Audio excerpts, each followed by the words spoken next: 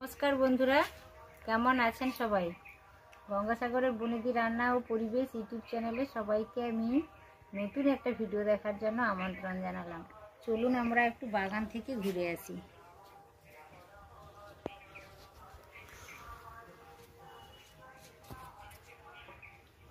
আমাদের বাড়িতে 3টে বিড়াল রয়েছে।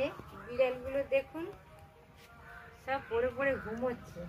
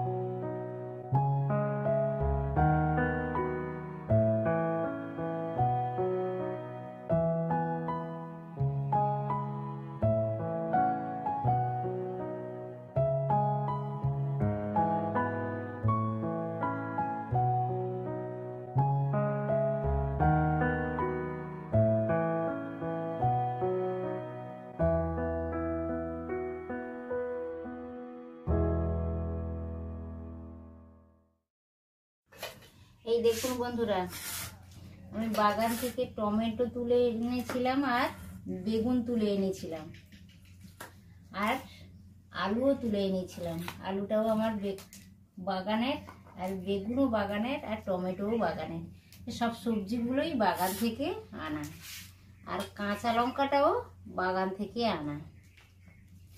তো টমেটোটা কেটে নিয়েছি, এইভাবে কেটেছি, 4 ফালি করে কেটে নিয়েছি। আর আলুটাও কাটা হয়ে গেছে। এটা নতুন আলু, এটা আমি টক বানাবো। টমেটো তো আপনারা চাটনি করে খেয়েছেন, চাট বানিয়ে খেয়েছেন, টমেটোর মাখা খেয়েছেন, ভর্তা খেয়েছেন। আর আমরা সবাই তো টমেটো সব তরকারিতে ব্যবহার করে থাকি, প্রায় সব তরকারিতে টমেটো ব্যবহার করে থাকি। কিন্তু আজ আমি টমেটোর এমন একটা রেসিপি আপনাদের শেয়ার করব, সেটা ছোট থেকে বড় সবারই ভালো লাগবে। আর বিশেষত এই সিজনে দারুণ লাগবে। আমি আজকে টক বানাবো টমেটোর। কিছু টমেটো একেবারে পেকে গেছে, কিছু আধা পাকা রয়েছে।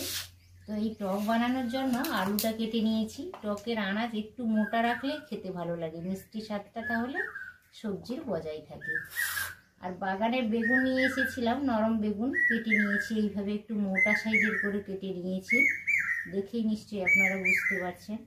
বেগুনটাও কাটা হয়ে গেছে, আলুটাও কেটে নিয়েছি। 2টো আলু কেটে নিয়েছি, 3-4টা ছোট টাইপের মাঝারি টাইপের বেগুন কেটে নিয়েছি। আর এই টকটা বানানোর জন্য এই দেখুন কিছুটা পরিমাণ চিংড়ি মাছ নিয়েছি। চিংড়ি মাছটা কড়া চিংড়ি নিয়েছি। আলু, বেগুন আর টমেটো দিয়ে এই চিংড়ি মাছ দিয়ে আমি টক বানাবো। এটা খেতে ভীষণই ভালো লাগে। এখন তো শীতকাল প্রায় শেষ হয়ে গেছে, গরমের দিন চলে এসছে। গরমের দিন বলতে বসন্তকাল চলে এসছে। তো এই সিজনে এই টকটা খেতে কিন্তু দারুণ লাগে। হাতের কাছে পেলে আপনারা অবশ্য ট্রাই করে দেখবেন এই টকটা বানিয়ে, আর কেমন হয়েছে অবশ্য আমাকে জানাতে ভুলবেন না। আর যাদের বাড়িতে, গ্রামে বাড়ি, টমেটো গাছ রয়েছে, তাদের তো কথাই নেই, তারা পেয়েই যায় হাতের কাছে টমেটোটা, টাটকা একবারে ফ্রেশ টমেটো। আর যাদের বাড়ি নেই, শহরের বন্ধুরা, তারা তো বাজার থেকে কিনতে পাবেন। সারা বছরই তো বাজারে টমেটো কিনতে পাওয়া যায়, অর্থাৎ টমেটো নিয়ে আর সমস্যা থাকে না। তবে এই টমেটোর টকটা এই সিজনেই খেতে বেশি ভালো লাগে।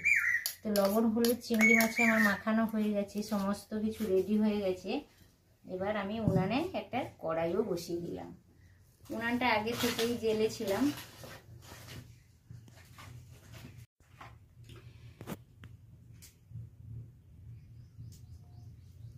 কিছুটা পরিমাণ 2 চা চামচ মতো সরষের তেল দিয়ে দিলাম।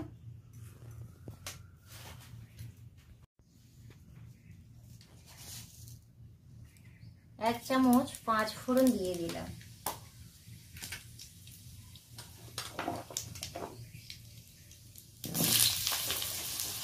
আলুটা দিয়ে দিলাম ফোড়নের সাথে।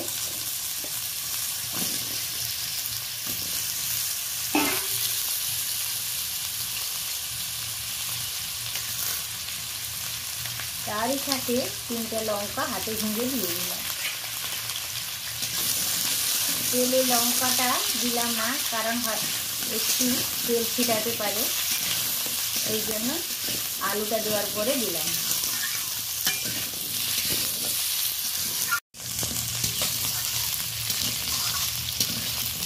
ফোড়নের সাথে কাঁচা লঙ্কা আর 5 ফোড়ন দিয়েছিলাম। ফোড়নের সাথে আলুটা বেশ ভাজা ভাজা হয়ে গেছে।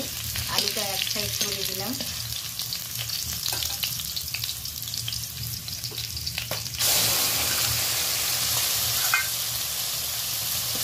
চিংড়ি মাছটা তুলে দিয়েছি। চিংড়ি মাছটা হালকা করে একটু নাড়াচাড়া করে নেব।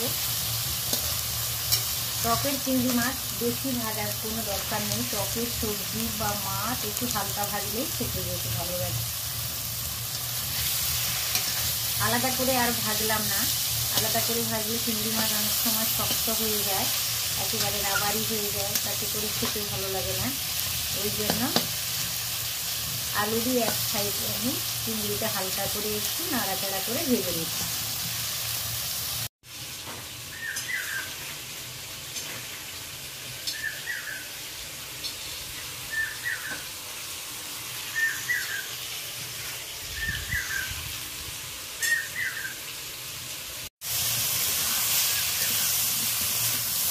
শাক আর আলু বেশ ভাজা ভাজা করে নিলাম, একসাথে মিশিয়েও দিয়েছি। এরপরে বেগুনগুলো এইভাবে তুলে দেবো। আমি একটু কম তেলেই রান্না করছি, আপনারা চাইলে আরও একটু তেলও ব্যবহার করতে পারেন।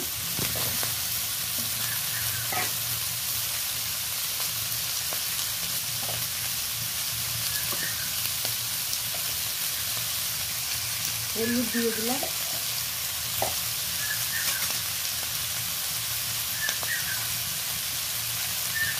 লবণ দিয়ে দিলাম,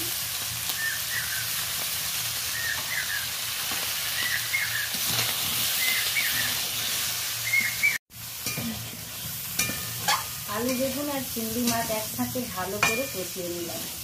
নতুন আলু সিদ্ধই হয়ে গেছে। এই টমেটোর টকটা নতুন আলুতেই করলে বেশি ভালো লাগে খেতে। তো আমাদের বাগান থেকেই তো সব সবজিগুলো তুলেছি, বেগুন, আলু আর টমেটো। অনেকে হয়তো টক খেতে পছন্দ করে না, কিন্তু এই টমেটোর টক একবার বানিয়ে দেখুন, ভীষণ ভালো লাগে। টক পাওয়ার পরে সবজিগুলো কিন্তু একটু টমেটোটা দিয়ে দিলাম,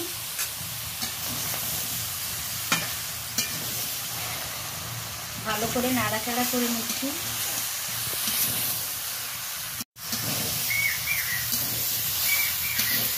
টক পাওয়ার পরে সবজিগুলো একটু শক্তই থেকে যায়, এই জন্য টমেটোটা একটু দেরি করেই দিলাম, কারণ আলুটা সিদ্ধ হওয়ার পরেই দিলাম। আর বেগুন তো নরম সবজি, আপনাকেই সিদ্ধ হয়ে যাবে, কোনো অসুবিধে নেই।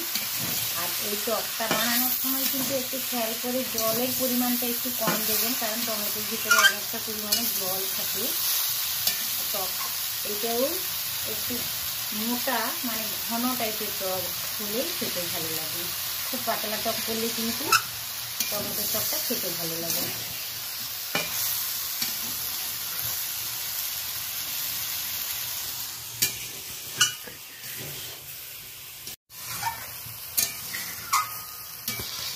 সবজিগুলো বেশ ভালো করে কষিয়ে নিলাম, তার সাথে টমেটোও দিয়েছিলাম, টমেটোটাও বেশ ভালোভাবে হয়ে গেছে কষানো। এবার আমি একটা পাত্রে জল গরম করে রেখেছি, গরম জল দিয়ে দেবো। জলটা আমি আগেও বলেছিলাম, জল খুব একটা বেশি দেওয়ার প্রয়োজন নেই, জল একটু কম লাগবে।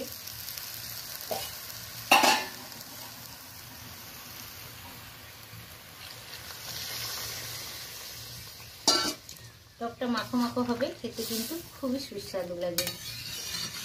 একবার এই সিজনে বানিয়ে দেখুন, হালকা গরম পড়তে শুরু করেছে, মুখে রুচি আনতে টমেটো টক বানিয়ে খান, আর কেমন হলো আমাকে অবশ্যই জানাবেন।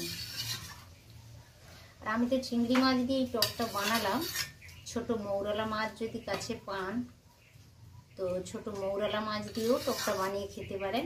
আর এই টকটা খুবই স্বাস্থ্যকর, কারণ এতে তেলের পরিমাণও খুব একটা বেশি লাগে না, আর কোনো মশলাই লাগে না বলতে গেলে। তো খুবই স্বাস্থ্যকর, খেতেও ভীষণ ভালো লাগে।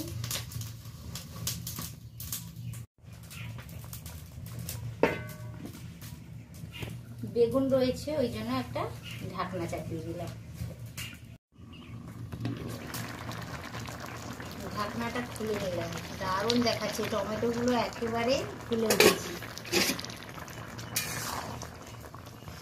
হালকা করে একটু নাড়াচাড়া করে নিলাম, আর ঢাকনা দেওয়ার কোনো প্রয়োজন নেই। সব সবজিগুলো ভালোভাবে কুক হয়ে গেছে, আলু তো অনেক আগে থেকেই ভালোভাবে কুক হয়ে গেছে, কিন্তু বেগুনটা যাতে একটু ভালো করে কুক হয়ে যায়, তাই ঢাকনাটা চাপিয়ে দিয়েছিলাম। বন্ধুরা, ভিডিওটা শুরু থেকে শেষ পর্যন্ত দেখুন। অনেকে হয়তো টমেটো টক হয় জানেই না বা খায়নি কোনোদিন, তাদের উদ্দেশ্যে বলছি, শুরু থেকে শেষ পর্যন্ত দেখুন, আপনাদের সকলের ভালো লাগবে। আর এই সিজনে টমেটো টক বানিয়ে খান, খুবই ভালো লাগবে। সিজন উপযোগী একটা রেসিপি আমি আপনাদের সাথে শেয়ার করছি।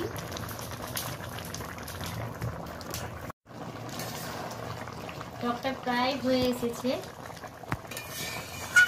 আর অল্প সময়ের মধ্যে আমি টকটা নামিয়েও নেব। এখানে একটা কথা বলে রাখি, আমি তো গুঁড়ো লঙ্কা ব্যবহার করিনি। টমেটোটাকে কিন্তু ঝাল হলে খুব একটা খেতে ভালো লাগে না, আমি কাঁচা লঙ্কাই বানালাম। আপনারা অবশ্য কাঁচা লঙ্কাই বানাবেন। আর যদি খুব মনে হয় যে ঝাল ঝাল হলে একটু ভালো লাগতো, তাহলে অল্প গুঁড়ো লঙ্কা ব্যবহারও করতে পারেন, কোনো অসুবিধে নেই।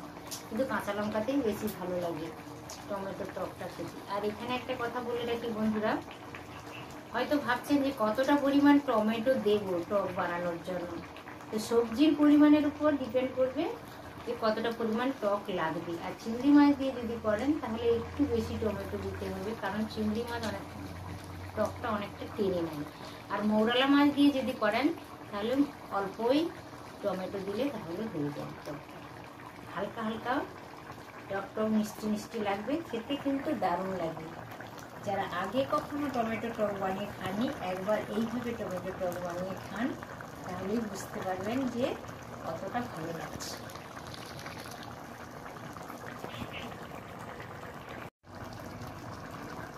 চারটা কাঁচা লঙ্কা দিয়ে দিলাম। টকে কিন্তু বন্ধুরা কাঁচা লঙ্কার ফ্লেভারটা ভীষণ ভালো আসে, আর টকে একটু কাঁচা লঙ্কা মাখিয়ে খেতেও ভীষণ ভালো লাগে।